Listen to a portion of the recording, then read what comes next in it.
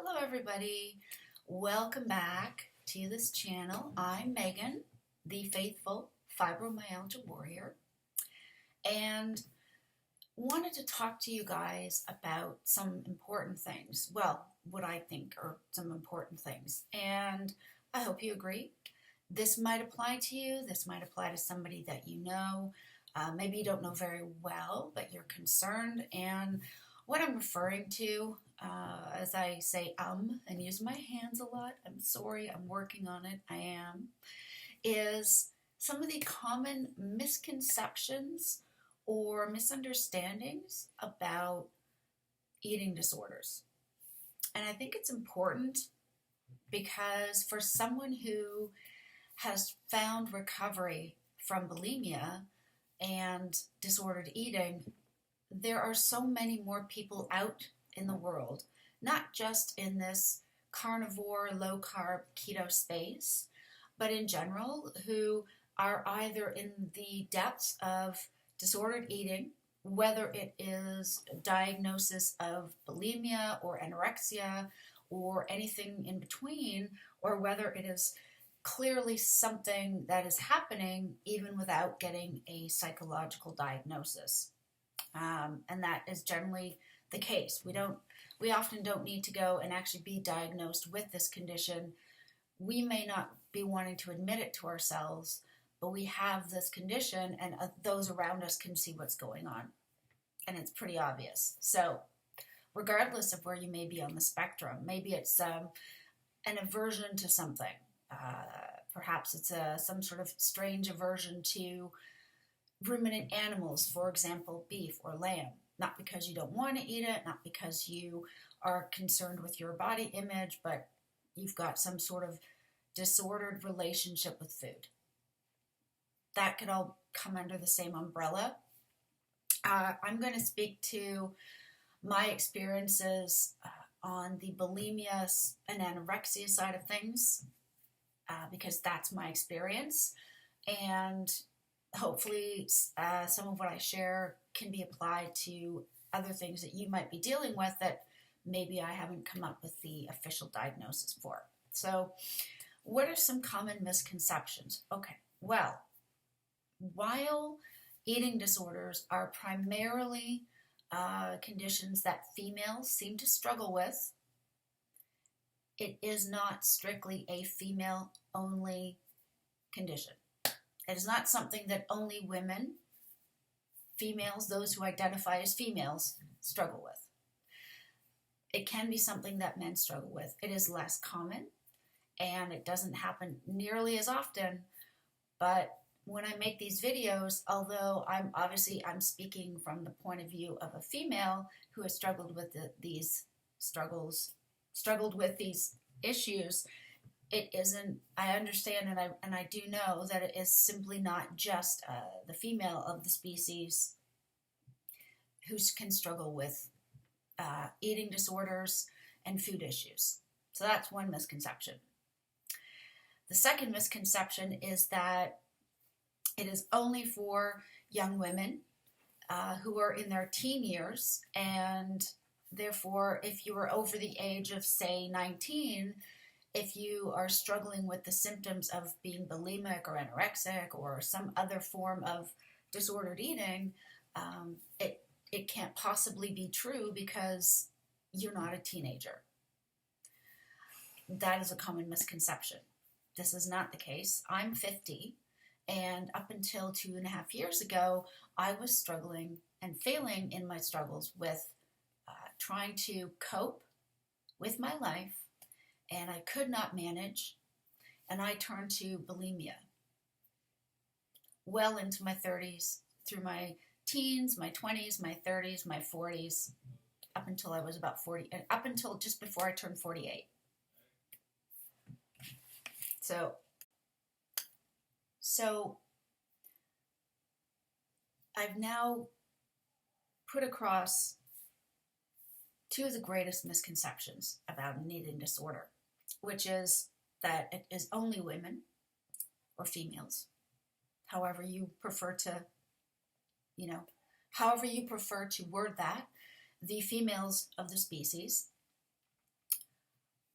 And it is only amongst teenage women, teenage young women at that. So if you are over the age of 19 and you're having issues with food or self-image, somehow you can't possibly be dealing with an eating disorder.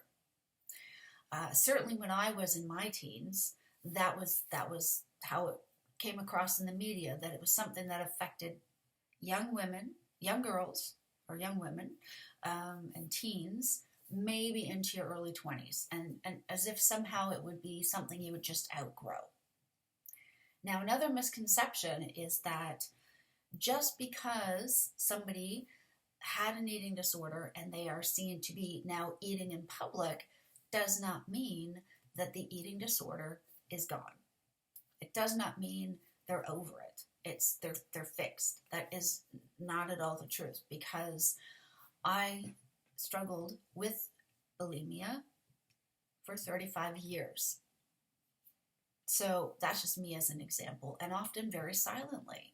The thing is, those of us who have lived with eating disorders or who are living with them, we are really good at keeping it secret, because at all costs, at the end of the day, for whatever reason, how we control our food, how we control our weight, emotionally and mentally, we have come to the point in life where we feel like those are the only things we can control, and we will do whatever it takes to maintain that control. So that might mean, binging at night when nobody else is in the house, purging right away when nobody can hear us and nobody's around. And if someone does happen to hear us, we'll have a good cover story like, oh no, I wasn't feeling well, but I'm okay now. The other thing we may do is we will eat in front of our families. We will eat in front of our friends. At least for me, I did that for decades. And in the back of my mind, all I thought was, okay, they're going to leave me alone. They're not going to ask any questions. I'll just act like I'm fine. And as soon as nobody's around, I'm going to go find somewhere that I can make myself throw up. Or I will take loads of laxatives. Or if I have to, if I don't have that opportunity, then for the next few days, I will restrict my calories as much as I possibly can. And of course, because I grew up a carb eater, as I think all of us have done, because when the recommended food guides came out, whether you live here in the UK, which is where I live now with my family, whether you live in Canada, which is where we are from originally, whether you're from the States, whether you're from parts of Western or even Eastern Europe, at some point between the 70s and the early 2000s, every country that, at least that I'm aware of, either had a formal recommended food guide, or they would have some sort of advisory that the government put out on what should be eaten to be healthy. And it was always carb heavy, whether it was cereals and breads with some seeds and nuts and lots of fruit and veg and just a little bit of meat, but make sure it was, like white meat that was lean, cut out the red meat, cut out the fats, all that stuff. And of course, it's only now we realize that that was all terrible information, because those things are what contributed to us putting on weight,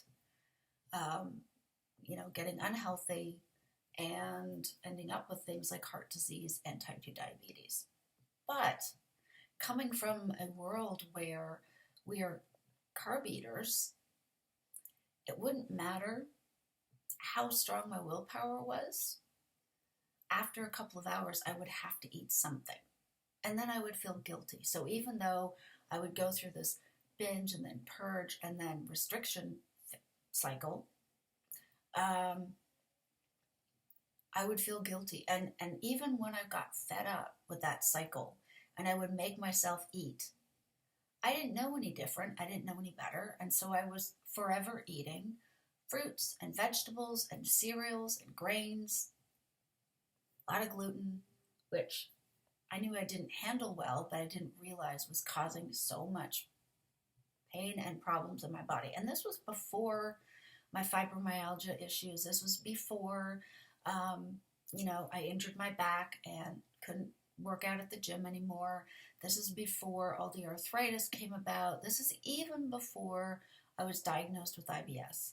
When, everybody was saying, oh, well, if you have gut issues, up your fiber. Which, by the way, was the worst thing I've ever done. Whether it was soluble or insoluble, didn't matter. And all that time in my head, I was hating myself, loathing myself, despising myself because I kept putting on weight. It didn't matter if I was going to the gym. In my mind, I had failed because I was not some unrealistic, skinny person. And my weight yo-yoed up and down constantly throughout my life. And that was a result of binging, purging, restricting. And I completely tanked my metabolism, especially after my second son was born. We have two, and when my second one was born, I found it harder and harder to get the weight off. But I didn't know about eating healthy amounts of animal meats, muscle meats, with the fat that it comes with. Now, that can include things like dark meat, poultry, but I still find the best thing to be satiated with was beef and lamb. Now, when I first started to eat, first keto, and then very quickly after that carnivore or carnivorous diet, the hardest thing I found to let go of was the guilt for eating food. In my head, I kept telling myself I needed to nourish my body. However, there was that other part of me that was always there saying, but if you eat, you'll get fat. But if you eat, you'll get fat. And that was the one thing, is I was afraid of getting fat. And at the time, I thought, like the rest of the world did, that eating fat is what would get me fat. Meanwhile, what I came to understand was that it was my anxiety that was causing me to have abnormal levels of cortisol, which was causing the fat in my belly to hang on for dear life. Because as far as my brain was aware, I was either preparing to go into starvation, but basically God made our bodies in a perfectly amazing way. And when we allow our bodies to function the way God intended, holy smokes, how crazy it is, and how well how well our bodies function. It's fantastic. When we eat the things that God intended for us to eat, which is almost entirely a component of ruminant animals. So maybe 90 to 95% ruminant animals. Beef, primarily, lamb, if you can get it and you can afford it, and following that, little bits of turkey or chicken or duck or goose, maybe a little bit of fish, some sausages, bacon, you betcha, eggs and the yolks, absolutely. But the majority of what I eat and what I believe we were created to eat as humans is the muscle meat of large ruminant animals, the animals with the multiple stomachs, because God created them in such a way that their stomachs can easily break down all the grasses and the seeds, all that cellulose, and convert it through the multiple stomachs in such a way that the stuff that is most of what is undigestible by humans is processed and leaves the animal as waste. And any nutrition and protein and whatever vitamins and enzymes the animal needs to get out of it can come out of those vegetables, those plants that the animal has eaten, and be absorbed and used to build their muscle meat, and also add the fat that makes it all delicious for us. So it's crazy. It's amazing. God made the grasses and all these plants for the animals to eat, and then for us to eat the animals for our nourishment. With us being able to avoid the undigestible things like soy and corn that, say, pigs and chickens eat, but that they cannot fully digest and process because they have a single stomach like we do, whereas beef and lambs and deer and venison, I think that might be the same thing. All of those types of animals, zebras, not that we eat zebras here in the UK, but in countries like Africa where the hunter-gatherers would eat them, or antelope, anything like that, any creature that is a ruminant animal has multiple stomachs and is therefore able to fully digest these undigestible plants that we could never handle ourselves. And so for that reason, that's why they're recommended. And it's great. These animals that God created were created for us to eat. But it took me a long time to get there. And I'll be perfectly honest, coming from a background of bulimia, of binging and purging and guilt and restrictions, it made it really difficult for me to be able to sit down, even though I knew this was helping, even though I knew it was going to be the right thing. That first meal of sitting down, of just eating even bacon and a couple of eggs, that took faith that it was the right thing, and faith that I was going to do well if I ate it. And I did. I felt guilty for it straight away because that was where my bulimic brain went.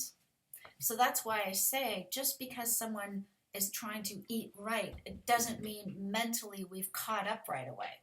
It doesn't mean we get there emotionally right away. And that's the horribleness of eating disorder, whether it's anorexia, whether it's bulimia, whether it's a combination of both, which I think is kind of what I was dealing with in some ways, whether it's simply maybe not fully to that extreme, but you have an issue and your relationship with food is disordered. And so I wanted to point out these misconceptions or these myths that can occur regarding an eating disorder, because as someone who is a Christian, and there are so many people, I think, out there who are faithful Christians, but who have struggled for years, perhaps even decades, with feeling those feelings of guilt for eating food. Oh, I can't eat that, I'm going to get fat. Oh, I'm on a diet tomorrow. Or, oh, no, I got to lose 5 pounds. Whatever it is, whatever that is. For me personally, I was ashamed. I was ashamed when I came to God, when I came to Christ and became a Christian back in 1993. I was, more than anything, I was on the anorexic end of the scale. And I could go for a few days. I survived on drinking at least somewhere between 20 and 24 cups of coffee a day.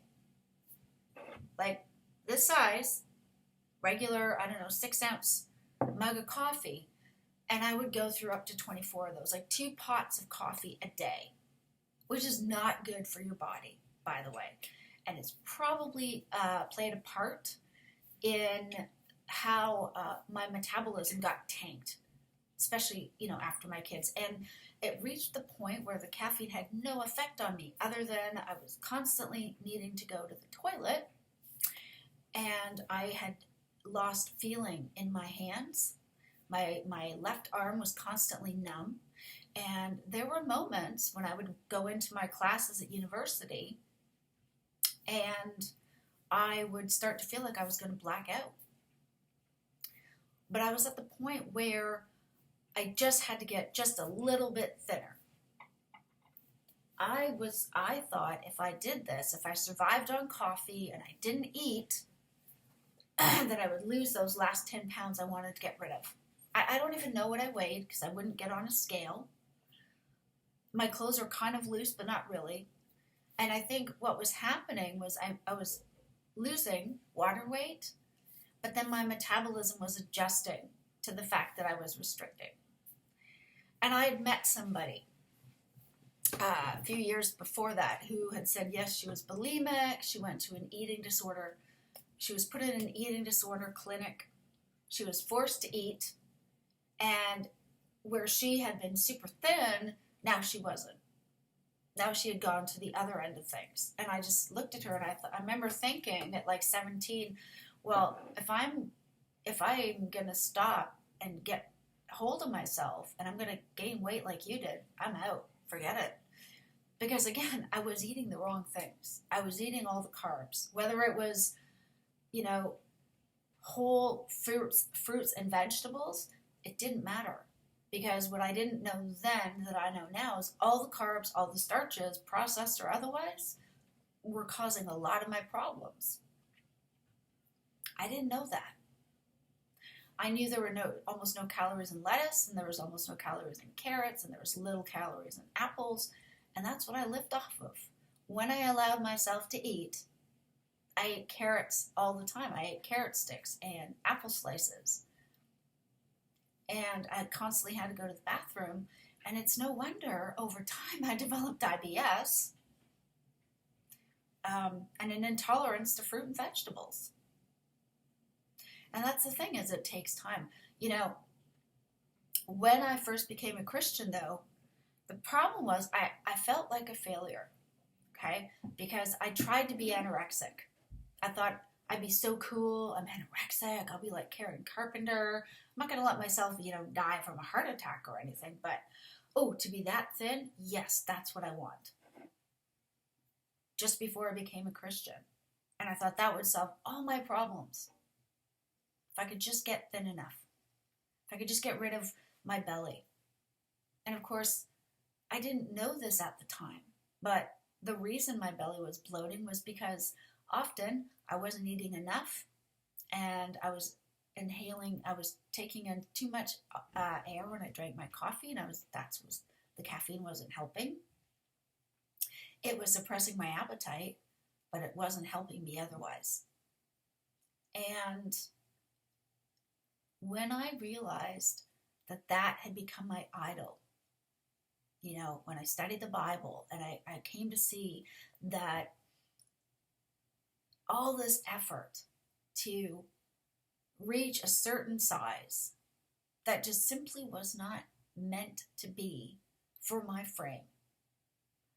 I wanted to look just like the runway models, 5'11" and I don't know, 120 pounds, like super thin, right? Like a size 2 in North America, or a size 6 here.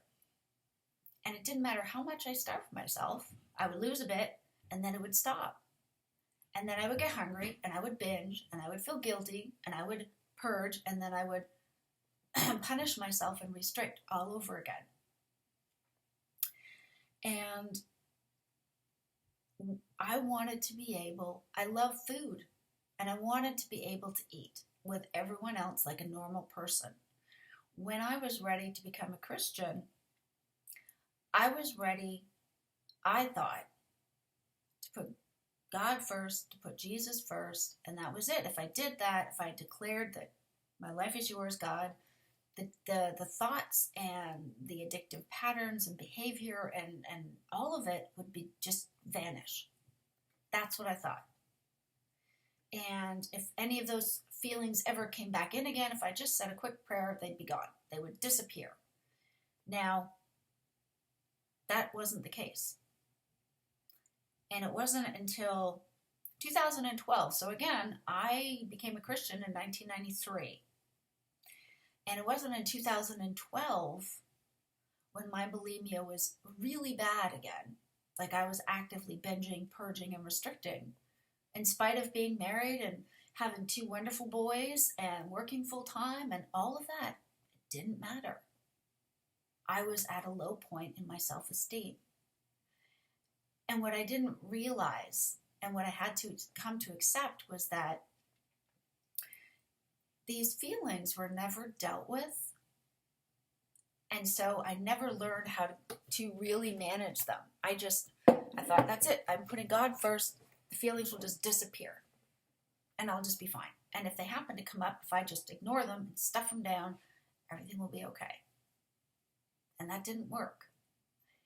And what I had to face and accept was that eating disorders do not happen just to teenage girls in their teens, nor do they simply go away just because we might look like we're eating on the outside.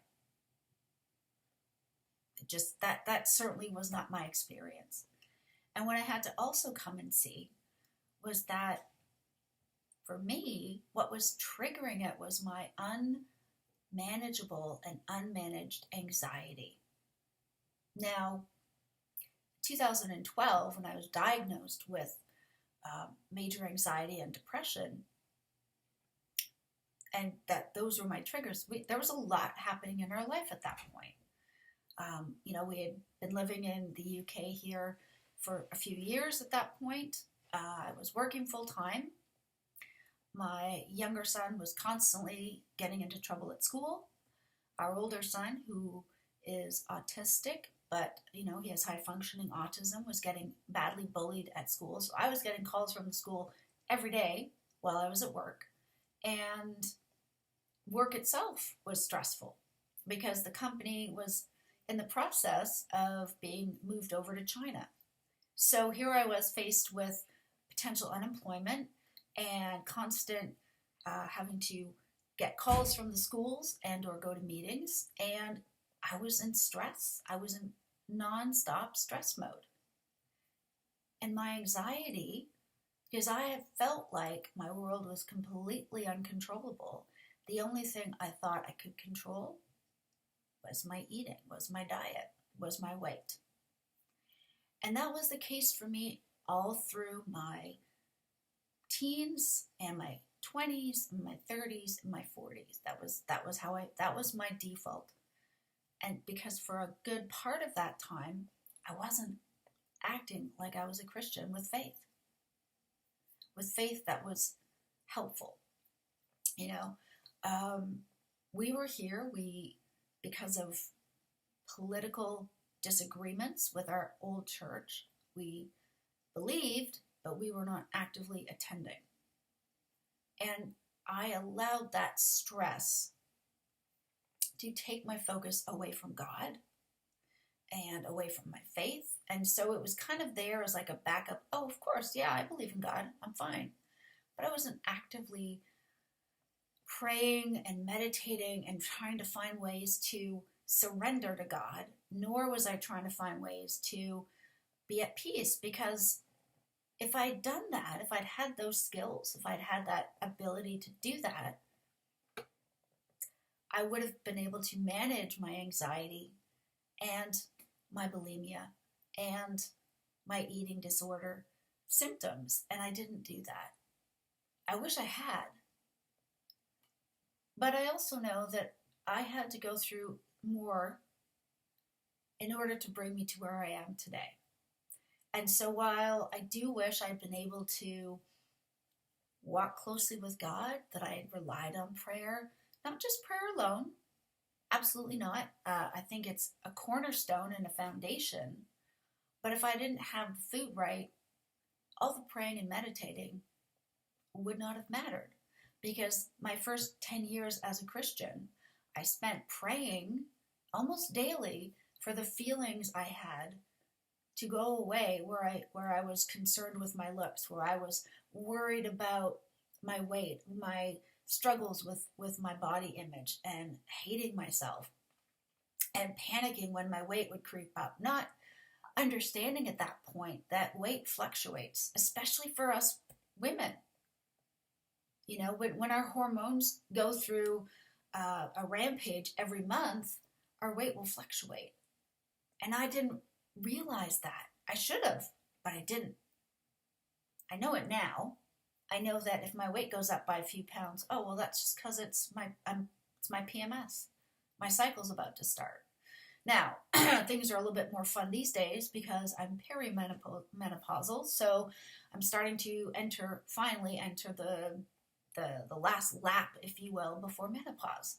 So between the hot flushes and the night sweats and then suddenly being freezing cold and all that fun, yippee, that comes with it, it's even more so. I did not know any of this way back then. And even in 2012, when I went to be seen, I went to try to get help for my bulimia. I went to an eating disorder clinic. The psychologist assessed me and said, actually, it's your anxiety that is triggering your desire to binge and purge and restrict. And that's the thing you need to work on. Basically, they told me I wasn't bulimic enough to get any further support.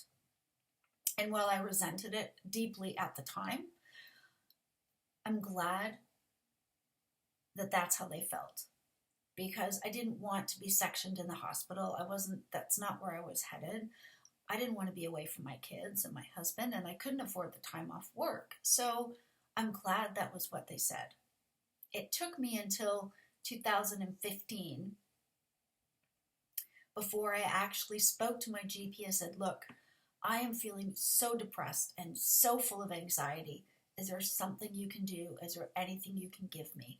Because I can't live this way any longer.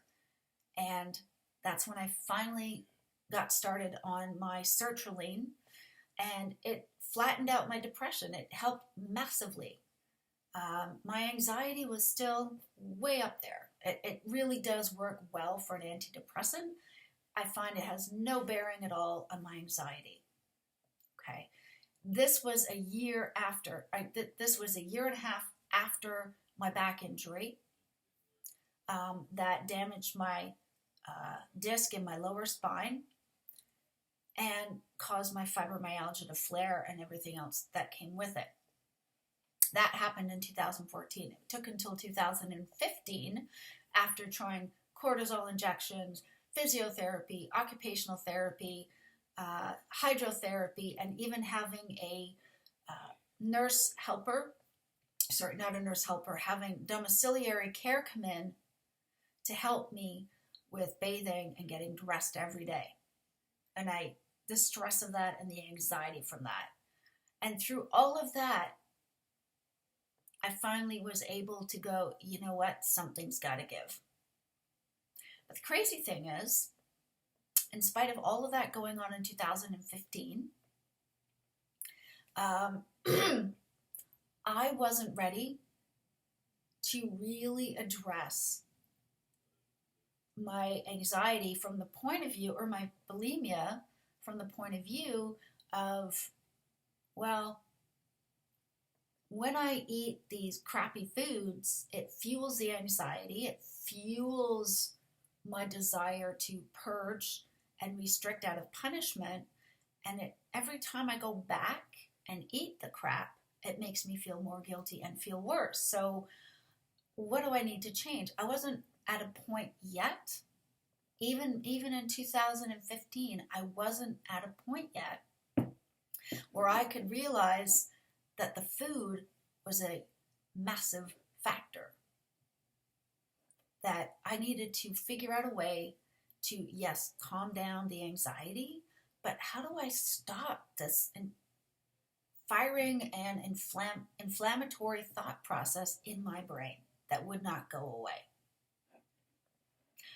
I did not know. I was on gabapentin, which is supposed to help with the nerve pain by how it affects your central nervous system, your old cerveau, your old brain power. And that worked with the nerves, but still I was feeling like I deserved a reward for losing 80% of my mobility. I deserved a treat because I needed to suddenly use crutches to get around the house. I needed a commode in the bedroom because I could not move fast enough to get to the toilet.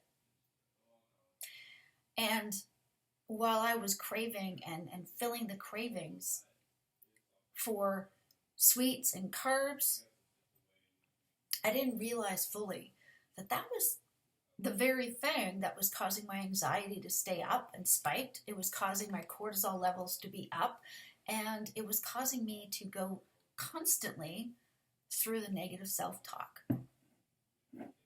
And at that point, I wasn't ready yet to walk back with God. I wasn't ready. I was still very much, yeah, God is there and he's amazing and he's looking out for me. But beyond that, that was it. And, you know, one of the other misconceptions or myths about eating disorders, from what I've heard as far as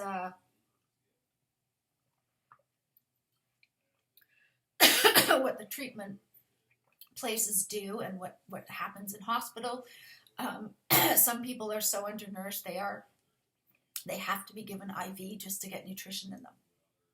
But the mentality, at least with the eating disorder associations back in Canada, and from what I've seen of the websites here in the UK, is that the goal is to try to get people to be able to eat anything and everything in moderation. And for me, I convinced myself that because I was eating everything in moderation, if I felt guilty, just squash the guilt down. Because I'm supposed to be able to eat everything. Like, ice cream isn't scary. It's bad if I have a lactose intolerance, but eating a bit of cake, that's okay. And to not freak out if I put weight on. Now, that is key, okay? I think it's key that regardless of what we are trying to eat, that the weight going up, we don't necessarily freak out about it, especially for those of us who've restricted for such a long time. But it literally was not until I transitioned from keto to carnivore and eating meat with salt and egg yolks and bacon that I finally found relief. And the misconception is, another misconception I would like to put out there is that with eating disorders, you cannot simply pray them away. You know, I was told when I was a young Christian, young in my faith, that if I was feeling these feelings of, oh my gosh, I've eaten, I'm guilty, I'm going to get fat and ugly, and eventually God will never give me a husband, that I was just being vain and selfish, and I had to pray more and get humble. And that might have been true. However, I prayed for those feelings to be taken away, and they weren't. And I know now it's because God wanted me to learn from this whole experience so that I could be a support to somebody else who's struggling, and not just say, well, just pray about it and you'll be fine. Well, that's ridiculous. Prayer is important. Absolutely. I could not get my eating disorder, my food addictions, my self-image, my negative self-talk under control by myself, by my own strength. I could not do it. I needed God. Now, if you have a different higher power, that's fine. Of course it is. Whatever works for you to go, I can't do this by myself. I need someone bigger than me. I need something bigger than me that I can rely on, which is, something that the 12-step programs all do. So whatever that is, whoever that is, do it, use it. Whatever can help you realize, I can't do this by myself. Please do it. For me, that is the God of Jesus Christ. The one I believe created this earth, the one I believe gave us the plants to feed the ruminant animals that would then feed us. Refer back to Genesis chapter 1 and 9 if you want to know where I get that information from. But that's what I believe. And so a misconception is that approaching something clinically and strictly by the idea of, well, if I just pray, I'll be fine. No, because if you've been trying that and it hasn't worked, clearly you need to do something else as well. The other misconception, I think, is that all we have to do is simply change our diet and all those feelings will just whoosh, vanish and disappear forever. No, that is not the case. That's like saying to an alcoholic, well, just take away the alcohol, you'll be fine.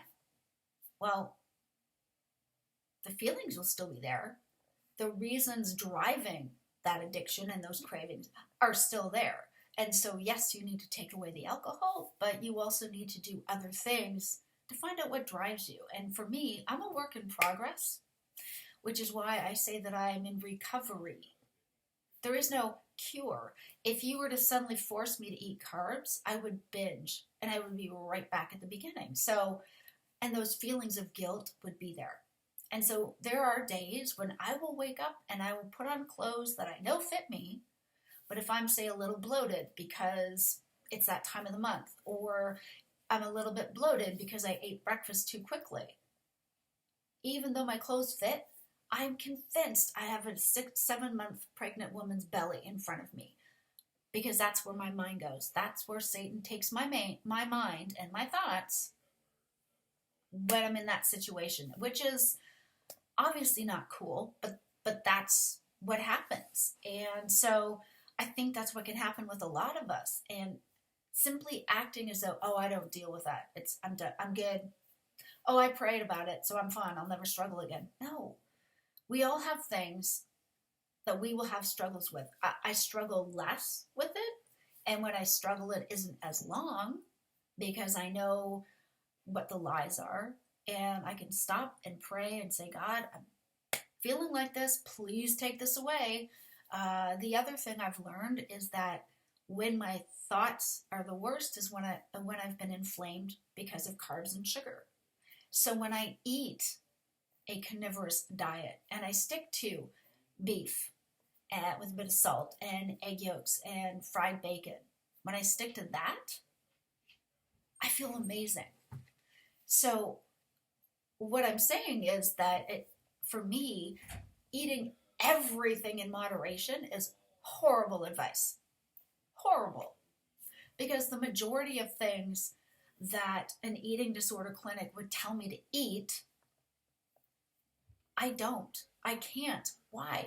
Because for one, there are things that I simply cannot digest. It could be like rice and corn, cereals, grains, lentils, beans, pulses, legumes, all the things that apparently are superfoods or good for you, horrible for my gut, for all of our guts. These are things that God initially created and planted to feed livestock, in particular those with multiple stomachs, to digest these items, not for human consumption. We have found a way to, our ancestors found a way to take these plants and soak them and cook them and pickle them for days and weeks, maybe even months, to digest them during times of scarcity, but certainly not to eat on a daily basis. Having said that, even if these were things that humans were intended to eat at one point, I have IBS, and these are the most horrifying things for my gut and for my digestion and for anybody in the room with me after I eat any of these items. I do not consume plants from the ground at all because I cannot digest them. Full stop. And so the advice of, well, eat a bit of everything in moderation, don't be afraid of it. Okay, fine. Like, am I afraid of a cookie? Well, I'm not afraid. However, I know the gluten and the sugar will cause inflammation in my wrists, in my fingers, in my knees, and in my feet almost instantly. And within 20 minutes, I will get bloated and my lower back will start to hurt. That's how fast this stuff affects me. So for me, that advice is terrible. If you guys are able to eat these things or you enjoy these things and you want to eat these things, fine. It's not for me to judge. I remember how much I enjoyed cookies and brownies and things like that. I don't eat them because of how they affect my pain and my inflammation and my joints in my body. For no other reason. Okay? Not because they're evil or anything like that. I cannot eat them because I cannot tolerate them. So the idea of, well, if to recover from an eating disorder, you must be able to eat a bit of everything in moderation. No, the food has to be there. And from what I've experienced, at least with myself, a carnivorous diet that is 90 to 95% large ruminant animal muscle meat, i.e. ground beef, sometimes a bit of lamb, followed by the remaining 5 to 10% being pork and poultry as far as eggs go. I don't really eat chicken or turkey. It doesn't have enough fat. It is not satisfying for me. And quite frankly, when I do eat it, I get upset stomach. I'm too sensitive to the feed that they're given. So that's why I avoid it for the most part. Has been the major difference. As I've shared in other videos, I've lost about 80 pounds. I was at one point back in May of 2020. I was 200 pounds. And I've lost and kept off 80 pounds. The first 15 was on keto. And then as I transitioned to carnivore, the rest of it came off after that. And a lot of it was water weight. That's fine. I don't care if it's water weight or fat, because my inflammation was down unbelievably, like dramatically. And it was fantastic. You know, and at the end of this video, I will show you a few pictures of when I was at my fattest and most bloated and most pain, and compared with, well, you see me now. I just want you guys to be able to see that, you know what, I'm not just coming out and saying, oh, this is all great. And meanwhile, I was never overweight and I was never bloated or in you know, inflamed pain. I was. But the misconception that either we can come out of an eating disorder by simply praying alone, I don't think is the case. We need prayer, and it's my foundation. But without the food part of it, it wouldn't make a difference. It certainly didn't until it did. And for me, I was unable to really pray and focus on God as long as my brain fog was there and I was inflamed, because it was just too much. It was beyond my bandwidth at that point. But when I started to eat just meat and eggs and bacon, it was amazing. My mind cleared. And I was finding that I was nourished. I remembered what it felt like to actually be hungry. And to not feel the need to purge at time, you know, to binge and purge. It was like, oh, I feel amazing. And when that feeling happened, I was able to start turning back to God. And so it's the food and prayer that have to go hand in hand. And again, this whole idea of, well, then you have to be, you know, okay to try everything at least once in moderation. No. Disagree. You do not need the sugars or any of the carbs or starches. Full stop. The only exception in my diet as far as plant stuff is coffee. And actually, I've only had 2 today. Normally I would have had 3 or 4 by now. But hot water. Turns out it's not necessarily the coffee I was wanting. It was the hot, like boiling hot water. The heat was what was warming me up, and the fluids were helping me get hydrated. So it doesn't mean I'm quitting coffee completely or anything like that. Just saying, I'm finding it's so much easier to tell if I'm actually hungry now and to know what I've eaten to satiety, which is the key, which is the simplest thing and the hardest thing, especially for us coming out of an eating disorder, because we're afraid to eat to satiety, like it's a bad thing, or we're somehow breaking rules, invisible, unwritten rules that are in our minds only. But there it is. So I don't know if any of this has been helpful, but listen, the thing about finding recovery is, yes, It can be men and women, or men and women who identify as men or women or non-binary or whatever the term is these days. I'm not sure. I'm 50, so this is not my generation, but whoever you are, I hope if you're watching this, it's because you are at a point where you are truly wanting to seek help and recovery. What I wanted to share is that you might be in your 20s or 30s or 40s or even in your 50s or even older and struggling with eating disorders or disordered eating patterns.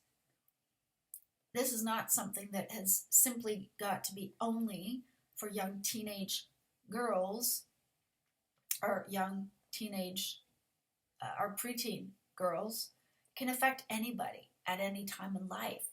And I do believe that those negative thoughts are from Satan. And if whatever it is that brought us to the point where we feel like the only way to control something in our life is through our eating and our food and our weight, I hope that you're at a point where you're like, I don't want to live this way.